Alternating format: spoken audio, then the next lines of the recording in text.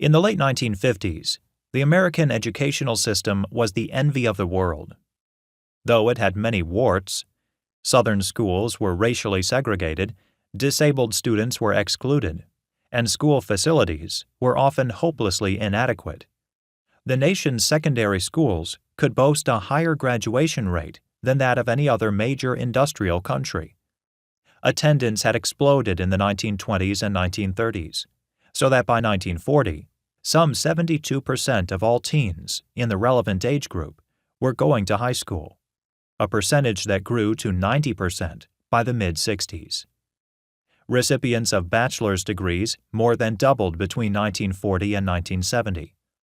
Schools had helped propel the United States from a developing country to one of the world's superpowers. Today, elementary and secondary schools in the United States no longer appear exceptional. In recent decades, other countries have been encouraging their young people to remain in school for ever longer periods of time, but U.S. graduation rates have remained constant. Once the world leader, the United States now stands merely at the average for the industrialized world. Nor are those who remain in school learning more.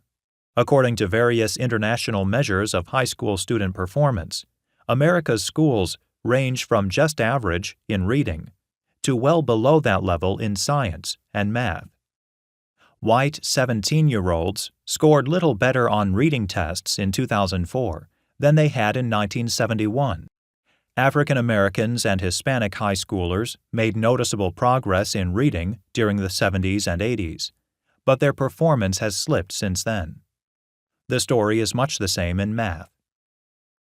Even the highest performing students do not excel at the same level as students once did. A hard-nosed but committed mathematics professor at Johns Hopkins University gave his 2006 students the same test in Calculus 1 that he had given in 1989. The two classes had similar SAT scores, so it is a safe bet that the ability of the students had not changed over time. And it seemed as if they were learning more in 2006 than students had back in the 1980s, because the instructor awarded better grades in 2006 than in 1989. In 2006, he gave 69% of the students an A or a B, as compared to 50% in 1989. But then the professor ran a check to see what the grades in 2006 would have been if he had been as tough a grader as he had been in 1989.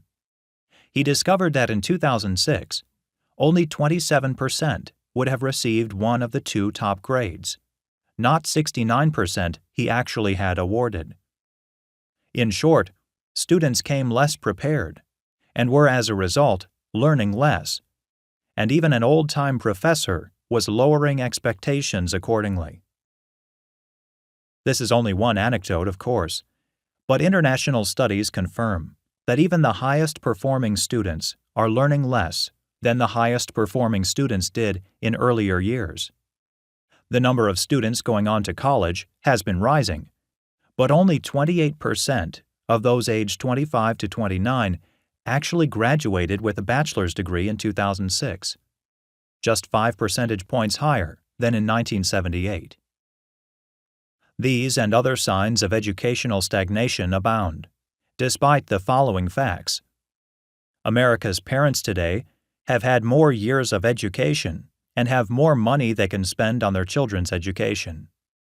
Per-pupil expenditures for public schools in the United States have more than tripled in real dollar terms since the 1960s, and class sizes, as indicated by the number of pupils per teacher, have fallen by a third. Meanwhile, the demand for an educated workforce with highly technical skills that can keep the country competitive in the world economy has never been greater. Why has a once dynamic educational system turned stagnant, or worse?